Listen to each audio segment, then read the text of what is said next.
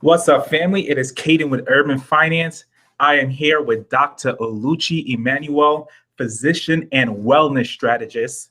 We're going to be talking about how you can save money by living a healthier life. And just a little background, my wife and I met Dr. Oluchi at an ACF event that we both presented at, and we were absolutely blown away by her presentation and the financial cost that many of us will incur if we don't choose to live a healthier life. I know her presentation really helped us, so I know it's going to be a blessing to you as well. As always, thank you for watching. If you have any questions at all, drop them in the comment section, and I'll be sure to ask them to Dr. Oluchi. Also, hit the like button if you're on YouTube or Facebook. That really helps with the algorithm, and feel free to share. All right, Dr. Oluchi, before we jump into the nitty gritty, can you tell the folks a little bit about yourself? Sure. First of all, thank you so much for having me on here. I really enjoyed you and your wife's presentation. So it was good that we got a chance to link up and really just work together. So I'm an internal medicine and obesity medicine physician, and I am just passionate about wellness. So I practiced for a few years in traditional practice and then decided that in addition to that, I want to start my own wellness company because I really saw the benefits of preventing illnesses versus just treating them, which is a lot of what kind of typical traditional medicine does. So I've just been on this mission to really help people live healthier lives. And that's what I'm doing here today. Awesome, awesome. And in your presentation, you had one of the quotes that I saw was, and I might misquote it a little, but it pretty much said, health is the first wealth. Can you explain for people what you mean by that? Sure. And that was a quote from Ralph Waldo Emerson. He was a philosopher back in the day. And it just still stands true today that health really is your first wealth. And I think there's two major reasons for that. First of all, you can't build or sustain actual wealth unless you have your health. I mean, think about it. Doing all the hustling or even just the smart investments here and there and doing things like that. You can't do it from a hospital bed if you're connected to all these machines. If you're sick, you really just can't do it. And then on top of that, so you can't do it, you can't build it or sustain it if you're not healthy. And then even if you do get it there, then you can't actually enjoy it if you're not healthy. There's so many people who work themselves to the bone, and then but they amass all of this wealth, and then they get sick and they can't even enjoy the spoils. So I always tell everyone, your wealth strategy better have some kind of health provision in there, some kind of strategy to actually keep yourself healthy so that you can actually build it and actually use it, because health really is an investment. And putting little amounts into it right away, the same way you would build your wealth, monetary, is the same way you would really do it for your health. So that's why I think that's what that quote means to me and why it's still applicable even in this day. Yeah, no. One of the things, I remember that really stuck out to me in your presentation was how much it costs when you, I guess, get different sickness. And as someone who probably falls in the category of that person who believes that, it's okay to work yourself to the bone, and sometimes and neglect actually taking care of yourself physically. So going to the gym, taking a run, taking a walk, and things of that nature. It really stuck out to me as a financial person that I can work myself to the bone and then have to spend all of the money that I make on my health and not truly enjoy it on top of that. And so that really, really put things into perspective for me of why I do need to take health so seriously while building wealth. Can you speak to how much the average person actually spends on healthcare and what that looks like? Yes, exactly. But before I get into that, I want to just highlight what you said about, because so many people fall into that category where they really do just work themselves and get all this wealth, but then they end up spending it on their health because something happens. And I always call it, you hear the saying, robbing Peter to pay Paul. That's what people are doing with their health. You're saying, I can just keep pushing myself. I can stay up later. I can give up sleep. I can give up healthy meals. And like you said, going to the gym, all these things so that I can, do, put more hours in or whatever it's going to take to build this money, not knowing that you are robbing yourself by Mm, not prioritizing your health. So your question about the average American in 2019 spent about 11,500 on their health. Now, it may sound very high because yeah. for younger people it is a lot less. This is Mm, average overall. The majority, well, not the majority, but um citizens that were over the age of like 65, they were spending somewhere like 19,000, and then you think about babies, the number is somewhere around 2 to 3,000. So there's a whole range, but the average was about $11,500 spent on healthcare costs.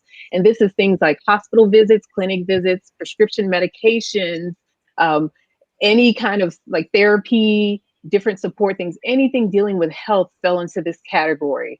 So it's a lot more than we think about. And the part of the reason for that has to do with chronic illnesses, which I'm sure we'll kind of get into a little bit later, unless you want me to talk about that now. no, I think yeah, we can talk about chronic illness and I guess the cost of those things for people. Yeah, yeah. So this number has gone up every year. In fact, there's an article I read. It said somewhere like we're spending 30 times more on healthcare than we did in the 80s. And Mm, part of that is because the amount of chronic illnesses in this country is just skyrocketed. There mm, was a stat that said somewhere like almost half, it was like 45% of Americans have at least one chronic disease. And you may just be thinking, or your listeners may just be thinking, well, that just happens. But no, most of these are preventable diseases. That's the crazy part to me. Like, you don't actually have to develop type 2 diabetes, even wow. if everyone in your family has it. So there's just little things like that that can be avoided. But those are the things that end up adding to the overall cost of healthcare. And the fact that it can be avoided is something that, from a financial strategy, should be something that we're all trying to do, avoid those so that we don't have to put money towards that. Yeah, and I saw also that, one of the leading causes of bankruptcy in your presentation was health. And that really struck me because, I would think it would be student loan, but we know those aren't bankruptable. And, Right. I would think, maybe after student loan, it would be credit card or something of that nature. But to find out that, health was I guess, potentially one of the things that bankrupt the most people was insane to me because I never actually thought about it like that. And so I guess why is, healthcare expenses one of the things that usually leaves people bankrupt? People just underestimate how much it costs to actually take care of your health if something were to happen. Hospital stays are ridiculously expensive. I mean, I'm talking about if you're in the ICU, that could be thousands of, like, 10, maybe a couple $1,000s a day. You could easily, so if you're not in there for a week or two, you can easily walk out there with a six-figure bill that you're expected to pay. And even if you have insurance, your insurance may only pay a small amount of that. So when you think about something like that, then it makes more sense that, like, wow, I don't want a six-figure bill dropped in my lap. And then on top of that, not only do you have this big hospital bill, if you've been in the ICU for a couple of weeks, there's almost no way you're going back to work right away. So Mm, people that get really sick, they are, first of all, with the bill, and then they're out of work. So all these things are just now compounding, which makes medical illnesses just so much more devastating. And let's say this is the breadwinner for the family. Now yeah. you look at a family that's totally, being financially wrecked because of something that happened. And I just think it's really sad when it's something like a stroke or something like a heart attack that could potentially have been avoided or prevented if proper measures were taken, which is why I just ride so hard for preventive medicine, because there's no reason why we should have to be dealing with those kind of things if we can actually avoid them. And so, I guess, what are some preventative medicines, and what are some illnesses that people may end up paying a lot of money for if they end up being hospitalized for, that we can actually prevent? So, things that people can actually work on.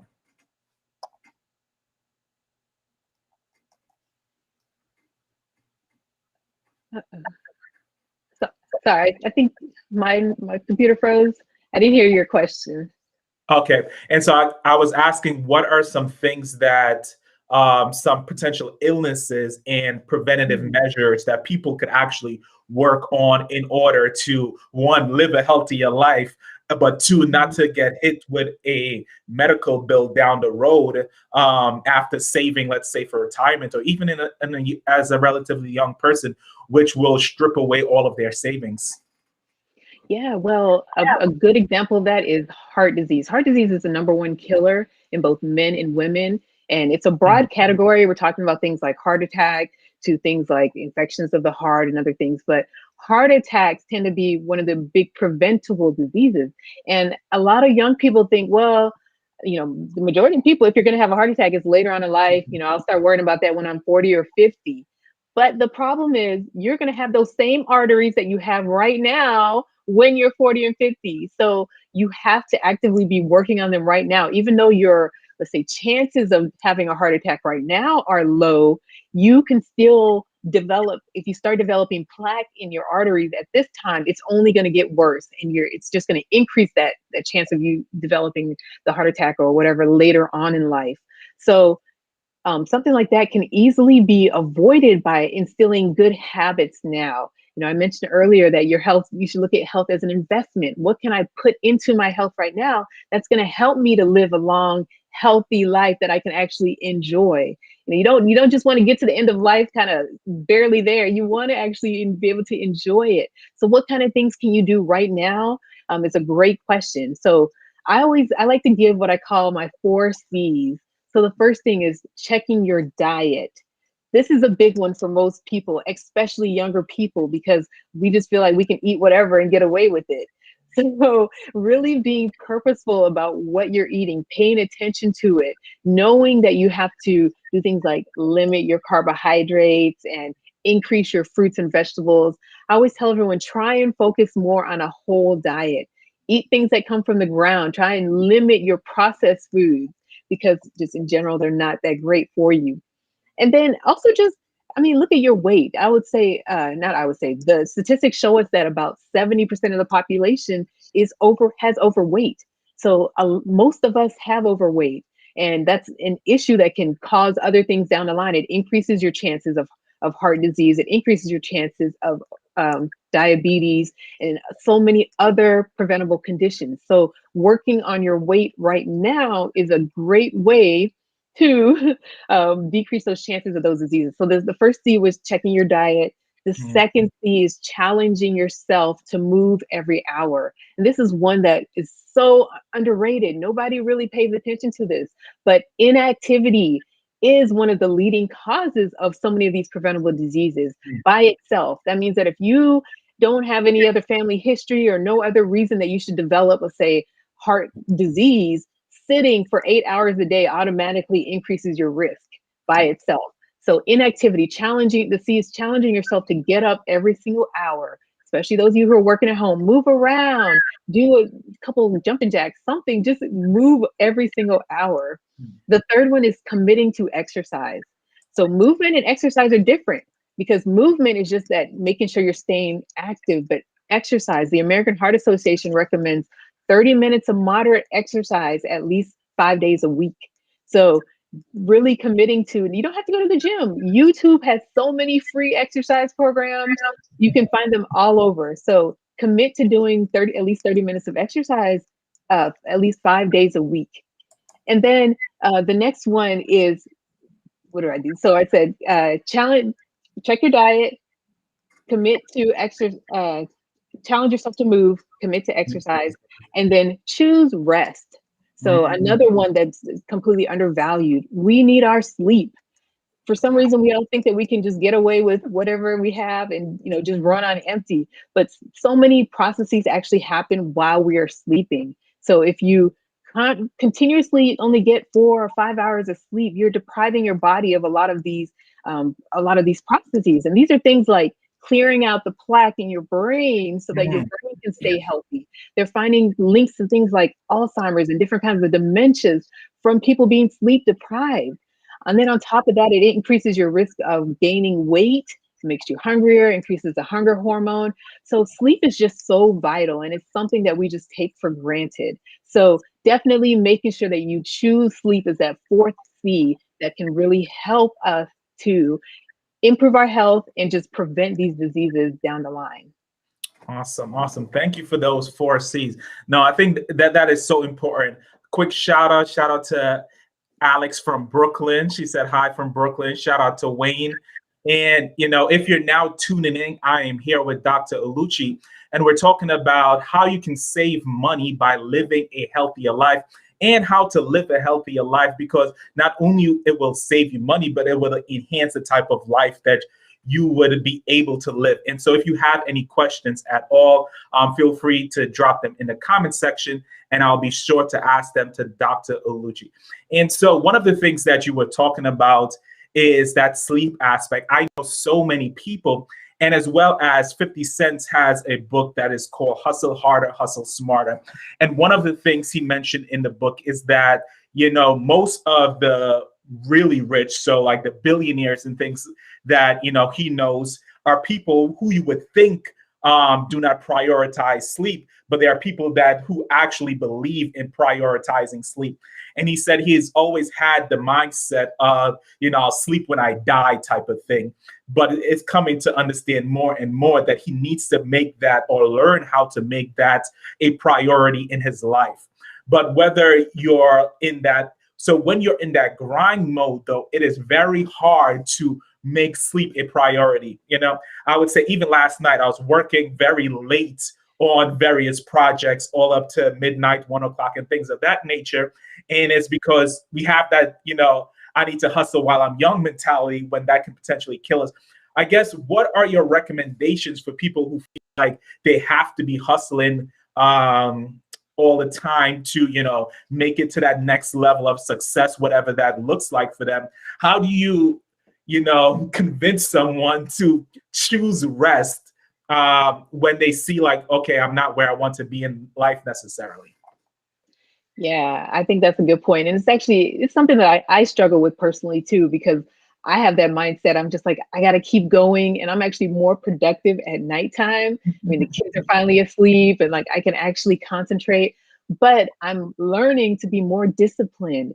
And this is what I have to say about that. Look, I'm all for the hustle. I really actually am, but I'm more for, let's make the days more productive. Mm, Don't, if you actually take out a calendar and schedule out every single hour of your day, you would realize, I've done this exercise, you mm, realize how much time is being kind of wasted here on Facebook or scrolling through Instagram or just sitting around. So learning how to be more productive and getting more done in the hours that you are awake so that you can get that sleep. And you'll find that if you actually are getting the 7 to 9 hours, in some cases, that people need regularly, you're going to be even more productive because you're more alert. That's the thing. I used to, especially medical school, I used to stay up really late trying to cram for my exams. And then in the morning during the exam, I'm just like, I can't remember what I read, like it was, and that's because while you sleep, your brain actually helps solidify your memories. So the things that mm, you're reading, you can't even, your brain can't even keep it all if you're not getting enough rest. So it was so counterproductive, but I had no idea, I was just trying to survive. So if you want to actually be at your tip top best, you have to get sleep. And I like that you pointed out that with 50 Cent, because it's true. Gary V talks about it. A lot of these high level entrepreneurs and business mm, owners, they know that they have to prioritize their health. They're not playing around with health. They have hired trainers, they have hired nutritionists, chefs. They realize the importance of health. And I think that to truly be successful on that level, you have to do that, because it's so easy to get drawn into just going and going and going until you burn out. And that's not going to help the situation at all. So it's definitely something that you have to just make yourself learn how to do and be disciplined in that, so that you can get the rest that your body actually really needs. no, and when you said these high level entrepreneurs, it made me think of Damon John's book, Rise and Grind. And in that book, he talked about he was networking with some other high level entrepreneurs who are Caucasian. And one of the things that they mentioned to him is that every year they did like an executive checkup. And in an executive checkup, they will go to the hospital and they will do the whole works on them. And at first he said, this is not something, that I think I should do, type of thing, because it just felt like counterproductive to his grind mentality. And when he went to do the executive checkup, because his friend eventually convinced him to do that executive checkup, he find out he had something, a pulp, that I believe in the book he said it was cancerous. And if they did not catch it in the executive checkup that he did, that he may not be alive today. And that's just another example of how much we do need to prioritize our health. And people don't like to think about it like this, but not only is your wealth at risk, your life is also at risk. As a man, I would say that, I'm probably fall on the side of the spectrum of people who don't prioritize going to necessarily the hospital, or don't prioritize always going to the dentist. Today I went to the dentist with my wife, probably because she made me, and so it's things of that nature. And I'm not even sure if our culture, when I say our culture, the African American community or the African community, is prioritized that one. And so I guess, how do you speak to people, and I think for me, and I'll be honest, one of the reasons why I took your presentation so seriously is because you went down the financial aspect of things, of this is how much it can cost you if you get these ailments. And I kind of said to myself, there's no reason to work so hard to make all this money to save and invest if what I'm going to spend it on is medical costs.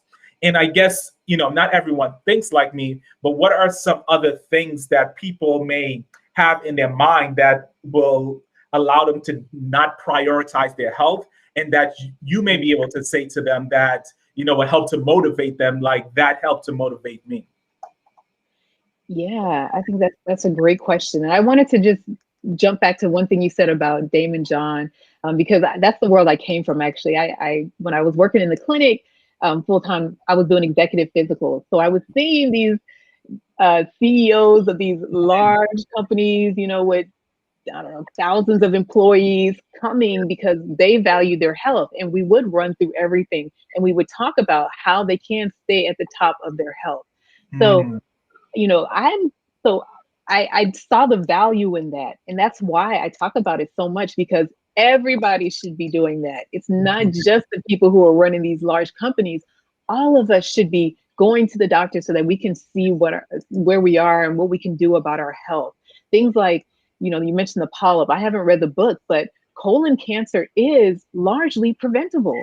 So yes, getting men over 50 or 45 in the African American community to get a colonoscopy, a screening colonoscopy, so that we can make sure there's no polyps there. And if they are, you can just remove them before the cancer develops. I mean, there's so much science and technology that can keep you healthy. There's really no reason that we should be dealing with some of these things. So I'm glad that he put that in his book. I'm definitely going to have to check that out, because I mean, it's really important and it just really paints a good picture. But back to your question. So you were saying kind of the cost of everything and how I motivate people. I always tell everyone, you only get one body, so you have to take care of it. And I know it's, when you're young and healthy, it's hard to look at it that way. But like I mentioned before, you're keeping these same arteries, you're keeping the same joints and muscles and everything that you have right now that you're ignoring. This is what you're going to be dealing with when you're in your, 80s and, or even younger than that, 60s. And what we're seeing these days is that chronic illnesses that we used to see in people who turn 80, that was just more common, like, oh, everybody over 80 has diabetes. We used to see that a lot back in the day. Now we're seeing that in people in their 30s, in their 40s. So when you think about that, it's one thing to have a chronic disease like diabetes when you're in your 80s and you live for another maybe 20 years. Okay, that's a whole different picture from getting diagnosed in your 30s and living with it for 70 years if you Wow. live to 100. I mean, knowing that diabetes increases your risk of heart attacks and strokes and all these other things. You're just more likely to suffer some kind of illness if you allow yourself to be diagnosed with it at a young age. And I would tell everyone a reason to go to your doctor is so you get screened for these things. When you just get a primary care, just a general examination, they screen you for diabetes. And if you Mm, fall into the pre-diabetes range, that's the time where you know you got to do something. Because the studies show that if your sugar falls into that range, you're more than likely going to develop it within the next 5 years. oh So wow. I always tell everyone, you got to go in, you got to get screened for these things. You have to know so that you can start making changes now. And everybody always assumes that taking care of your health takes so much work and so much effort, but it really doesn't. It's doing little things. I know you know the law of compounding interest, Mm. but I like to talk about it when it comes to health because doing small things, but consistently can make a huge difference. I like to talk about the question where somebody says, well, if I gave you $1 million versus a penny every day that doubles? I don't know if you've ever heard that, but Yeah. that's the example that I always talk about because it's the same thing. Let's say somebody was drinking 3 sodas a day and they're like, oh, I could never give that up. That's my thing. I love my soda. And I'm like, well, if you cut down by just 1 soda, you can still have your two. In a month, that's 30 sodas. In a year, that's 365. And it's like 13 pounds of sugar that you Mm. wouldn't have taken in. So I always tell everyone, start small, just make a little bit of a change and just try and be consistent with that. And over time, over the years, that's when you'll see the huge difference. Awesome. Thank you. And so I would say one thing that piqued my interest, I actually didn't know that you worked in the field of like executive checkups and stuff like that. And, one day I hope to be some type of, high-end executive of my own Yeah. business in addition to pastoring my own church. But I guess out of curiosity, what type of checkups do they actually do for those executive checkups and how much those usually cost? And do insurance usually cover that? And I probably know that the average person may not need to or want to or whatever the case, but I'm just curious to know those numbers and facts if you have them or if you know them.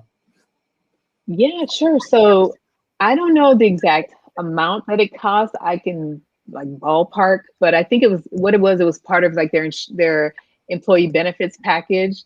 So, but I want to say it was probably like $1,500 or something like that at least.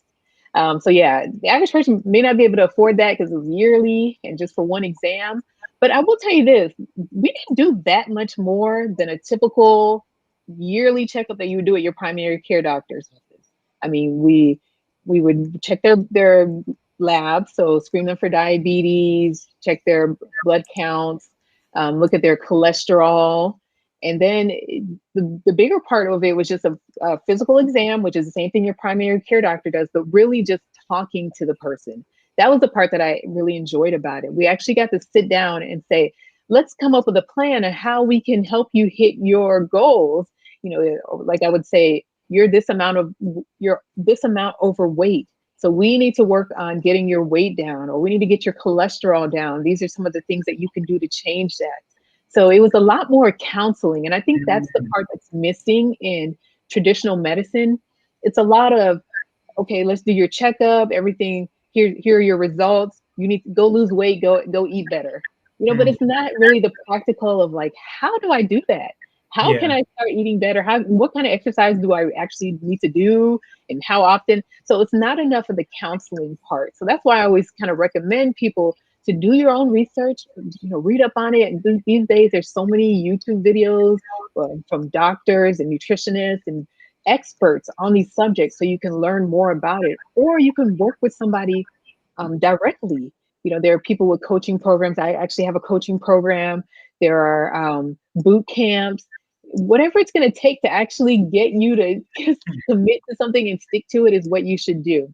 And then back to the exam. The other things that are added on to that exam are we would do a stress test for men over a certain age. So that's when they would run on the treadmill. And this would give us an idea of if they had any possible heart conditions or heart problems.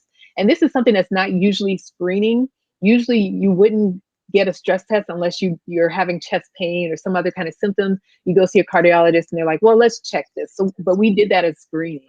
And then also the colonoscopy. So the part that you mentioned with Jamin John, that's also part of that exam. And then for women, they would get their mammogram and their pelvic exam. So all the screening, so mainly, it's mostly just things that your primary care doctor would have you do anyway. It's just a lot more counseling and just one-on-one discussion about your results and what, like, the plan. Okay, that's interesting. And so, do you have any tips that I guess the average person can use to save money when they're, I guess, if maybe they have a chronic illness, maybe they don't have a chronic illness? I know, generally speaking, living a healthier life can save you hundreds of thousands of dollars by, some of the examples that you shared in your presentation. So I guess any general specific tips that people can actually use to save money when it comes to healthcare, medical expenses, and things of that nature? Oh yeah, definitely. So I would say for prescriptions, you can actually shop around. It's a little bit more inconvenience for your doctor, but you don't have to stick with your Walmart or CVS or wherever you are. If you have a prescription that's really high, call a couple places and see how much they have it for, because there are different prices. I had a big example of this. Like, it was finally from the patient side. Actually, I had this eye problem, and CVS wanted to charge me $500 for an eye drop. What? Yes, I was like, this is crazy. But I just happened to, be talking with one of the doctors that I saw, and they're like, oh, check out this compounding pharmacy. So they gave me the information. I called them. Do you know this medication is free? It was You're free with lying. insurance. CVS wanted to charge me $500 with my insurance. Mm. I was like, You this just is robbery. you just saved somebody $500 right there potentially.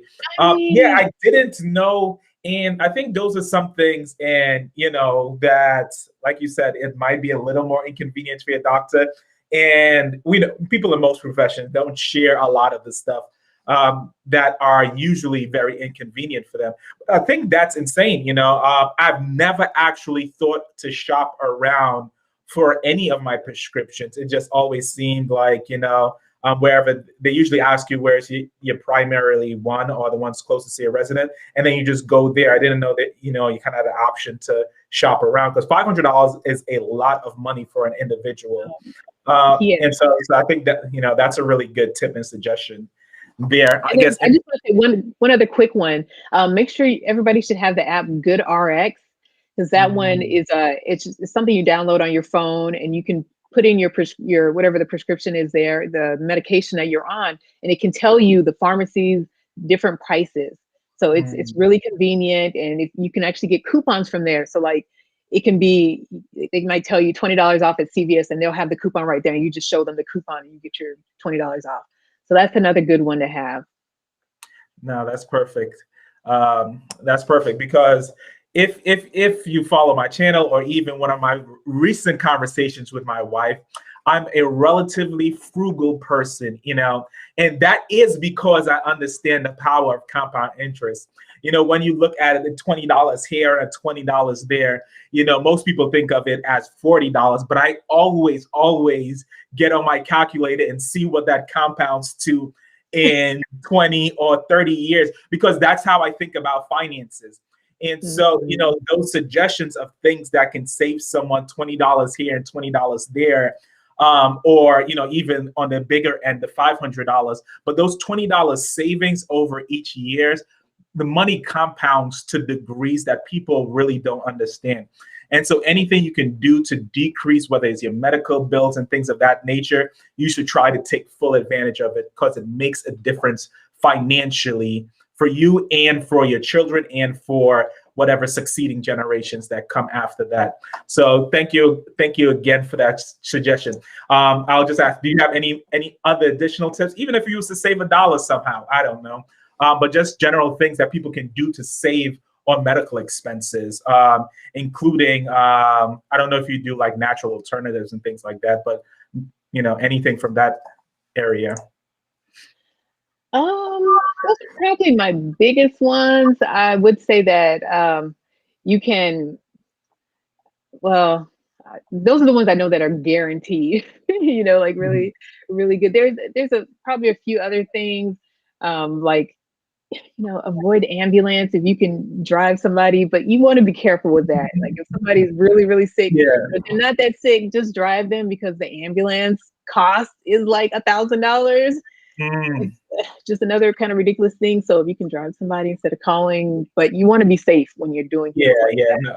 Safety first, but yes, exactly. It's actually interesting. I would say funny, but not funny, because someone on the train station had their legs stuck between the train and the platform, and while I was on the train, and they finally pulled the person out, and someone said, "Call the ambulance," and the person said, "Don't call no bleep ambulance. Call me an Uber." And I thought that was I thought they were crazy at first. But then I looked up the cost of an ambulance and I was like, call me an Uber. And then I found out that it was actually a pretty common thing where people who had, situations, something like that, an injury, didn't call the ambulance because it cost so much. And so, that's just interesting. I guess from a medical perspective, and not necessarily medicine, but financial perspective, why do ambulances cost so much? I mean, I personally think it's way marked up. But I mean, you have to think about just how much personnel goes into it. I mean, you have at least the driver and then all the other people in the back, you're paying all of them. Whatever equipment is in there has to be a tip-top shape. So it's not just the ride, it's them having everything in case something were to happen. So, I mean, if you're that sick, you definitely should have one. I just personally, if I could drive or somebody could drive me, that's what's going to happen. So I'm not even mad at that person if they were okay. But another thing I wanted to say is that, if you're at an urgent care or even the hospital and they offer you like a Tylenol or something like that you have, or you're going home anyway, don't take it, because they would charge you. No, I'm serious. They would charge you like $50 for one Tylenol that you can go and buy a whole bottle. I mean, no, I think that's are ridiculous. This is the game that people need to know. Honestly. And so Kevin said good. All right. So thank you for writing that in the chat so people can have that, Kevin. That's my husband. Oh, that's so sweet. That's beautiful. That's beautiful. Gotta love spouses. And I would say, let me know in the comment section if you're watching this live. Will you, if you were to get an injury, let's say you're not gonna die from it, but it's a pretty good cut on your arm that you need medical attention. Are you gonna call the ambulance, or are you gonna call an Uber, or have your wife drop you there, or a husband drop you there? I'm just curious. Let me know in the comment section, because it is unfortunate, I think, that it gets to the point where, and this is why they're having such big debates about, the price of medical costs and things of that nature, because where people literally put her, because the lady was bleeding really badly. Where to the point that I was like, she should probably call an ambulance. But I think she had a history of having an ambulance bill that she still did not pay off, and was just like, I'm not going to do that again. But I think also, I think that's another big game that you dropped about Tylenol or regular things that you may not actually need to take right there, that you may have in your bag, or you can go home and take. That they will mark up the prices, and maybe they have some estimate and some reasons for it. It doesn't matter. But for the average person, you're not necessarily thinking about those things in the moment. And so it's good to kind of have in your mind going into it. If they ask me if I want a Tylenol, just say no, or take my own Tylenol with me. Laverne said she is driving to the ER. Only if you can, though. Safety first. Have But yes. Michael drive you, Laverne. Have Michael drive you. But yeah. So, I do think this is, a very interesting conversation. But people are looking to save money on healthcare expenses. And it's one of those things I believe that is very hard to save money on because it's so necessary. If you have to do heart surgery, you have no choice. If you have, diabetes, a lot of times you have no choices. And so, people are always looking for, okay, I may have to go through the process, but is there ways to save money during this process? And I think, any little bit of information like that, certainly helps, whether it's a $40 here or $20 here or a $3,000 ambulance bill, And so I just want to, thank you for sharing all of that. I guess, how and why did you become so passionate about wellness? Yeah, so for me, like this is why I went to medical school. I had the unfortunate experience of my grandmother passing away from a completely preventable disease that should not have happened for many reasons. But just seeing that and realizing that it was a lot more common than I knew just made me want to like go to become a doctor and do something about it. And when I went to medical school and I started just kind of traditional practice, I just realized how much it's just about treating it. It's like a lot of medicine is, we'll see you when you develop your whatever it is, so I can give you medication for it, which I think is completely wrong. What we should be doing is really trying to get people to avoid these illnesses. So I just saw an area, and I felt like it's actually a calling for me. I feel like God has put me on this earth to help keep people healthy and really just challenge people to realize that they can actually stay healthy and that that it's just going to be so much more beneficial for them in the future. And even right now, you get, so many benefits from it. And I think that it's kind of interesting, we're talking about finances and everything. And people, one of the reasons that people say they can't or don't want to get healthy is because they think it's going to be so much more expensive. But, like I mentioned earlier, you really have to look at it as an investment. There was some study that they looked at all the different countries where and how much they spent on kind of healthy foods and Mhm. just better food in general, and found that the United States is one of the countries that spends the least amount on healthy foods. And I think a lot of the chronic illnesses that we're dealing with or that we see is because of that, because some people would rather spend a lot of money on, let's say, a purse or whatever it is that they want to spend money on instead of investing that on good quality food. But even if you don't want to be balling out at Whole Foods, you can Mhm. actually still eat healthier. I always tell everyone, if you can't go and get fresh vegetables all the time, guess what? They have frozen vegetables, and they're like $1 a bag, or not that much more expensive. So really just being intentional about it and getting the things when they're on sale, then you can freeze them and use them whenever you want to. So having a strategy about it, but being intentional about getting better quality foods and letting that be part of your investment strategy, I think is really important. Mm. Awesome, awesome. Thank you for those Oh gems. yeah. Laverne said also, I think it's finding the right doctor. And so I Yeah. guess, can you speak to that a little? Does finding the right doctor matter? And if so, how does it matter? And why does it matter? Oh, it absolutely does. You have to find a doctor who you can get along with, who you can have an actual relationship with and trust, and that really wants your best interest, has your best interest at heart. I mean, I love being a doctor, I love my profession, but I know that not everyone is motivated that way. And Yeah. sometimes it's not their fault. If you go to a lot of doctors are just burdened with the pressure from administration that you have to see this amount of people in this amount of time. So Mhm. leaving them with maybe 15 minutes to actually see a patient and do a full exam. And it's just not enough time to actually help a person in the way that they need to. So finding a doctor that you can connect with and that can really help you and push you. That's the other thing. A lot of doctors aren't really able to like help their patients stay healthy. Like I said, it's so focused on, we'll just treat what you have, but finding a doctor that's really has the prevention mindset and wants to help push that into their patients, I think is also important. And then when you see things like the rates of maternal death and just risk around Black women maternal morbidity and mortality. Those rates are so much higher than any other group.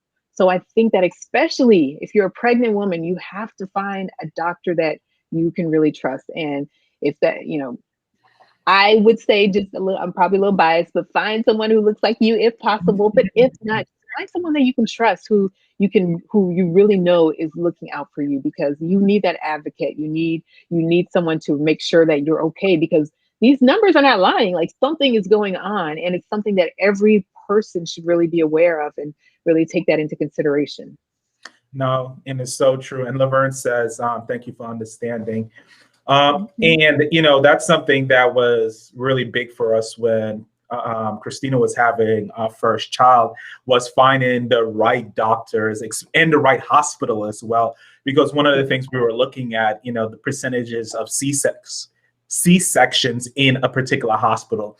And if it was Mhm. high, we would rule it out, because we know, from our own personal research that, there are a lot of doctors that prefer doing a C-section than actually going through the Burton process. One, because, you can schedule the C-section. They don't have to wait in the hospital 12, 13, 14 hours or whatever it may take for you to actually deliver this baby. Two, from what I understand, it may be more expensive to do the C-section. And so that may be more profitable for the husband. And there are just so much incentives on what is potentially not the best for the patient, but what may be the best for the hospital.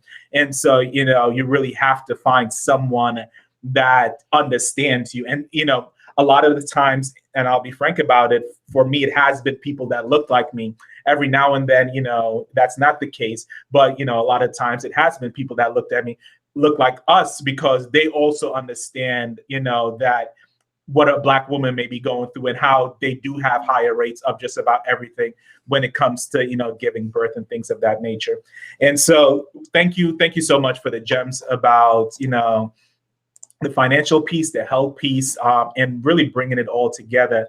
And I do think that's a nice, place to end that segment, or this segment, because that's so important. I think, finding the right doctor, finding someone who cares about you, is so important, especially when it comes to healthcare, and finding someone that can potentially take the time to give you the help that you need, like you mentioned, because, due to administration and pressure, everyone may not be able to.